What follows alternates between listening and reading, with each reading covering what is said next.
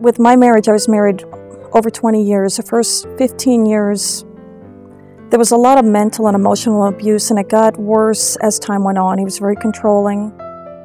Nobody knew what was going on in the marriage. We had the ideal marriage, making money and had a pretty house and playing basketball in the yard and riding motorcycles together. No one had any idea. My husband was mad at me. He said that someone had been looking at me and it was my fault. And he went to, I was in the kitchen and he went to punch me, and I ducked, I moved, and he hit his fist into the cupboard and broke his hand.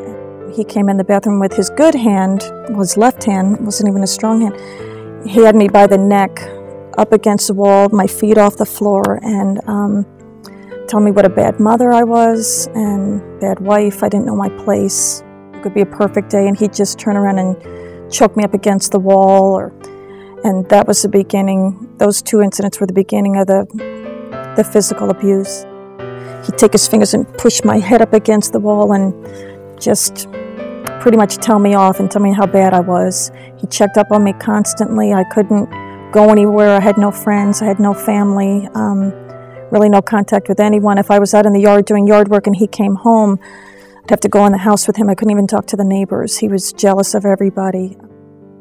Our son had to go to court one day, and when he came back, he came to the house. He was not living there, and my husband assaulted our son right in front of me, and it was awful. It went from room to room. He actually picked up a table and threw it at him, and then went after him, was trying to punch him and flung him from room to room, and I was trying to stop him, and that day I walked out on him. I arranged to meet at the house.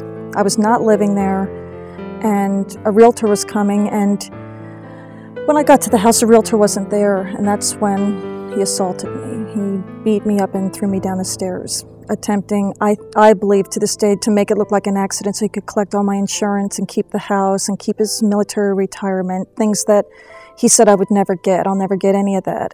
Got away, and I ended up going to the hospital, and they called the sheriff's office. And from that point on, my life's been in court. It was very difficult, and I had people at the courthouse with the Victim Witness Program, and they referred me to RCDV, Rappahannock Council on Domestic Violence. Going to court against your spouse is very difficult. It's traumatic, and you need someone to go with you. I was afraid to go to RCDV, and when I first went, I walked into a room, and there were at least, I think, 15 other women in there, and I thought, I'm not going to say anything. I shouldn't be here. What am I going to get out of this? And as I went every week, I realized that I was one of many, many, many, and there were even women from out of state fleeing their abusive husbands and boyfriends.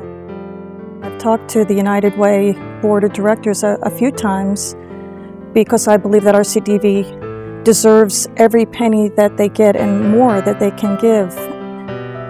Through the United Way,